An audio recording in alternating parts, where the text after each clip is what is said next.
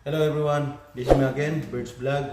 So today guys, I'm gonna show you how to test your microwave on my back. Um, how to test if it's working good. Yeah, so if you don't have any glass cup or any containers to put the water and then put inside the So first, microwave there. you can get I wanna show you. little piece of plastic or whatever. Like you can grab it the water using your hands here. So so just open a little bit water, and then you see that it's very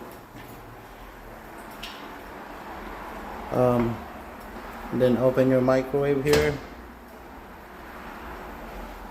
and then just put the water here on the fan, like I don't know what they call it exactly now. Okay, that's it.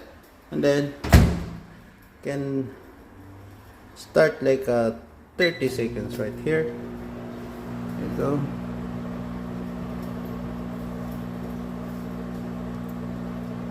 Yeah, 10 seconds is enough. So see, as you can see here, it's too hot. It's not getting smoke, but now it's too hot. I feel so hot. Yeah. So it's very easy. You don't have to go home to get the glass cup or anything, you know. Alright.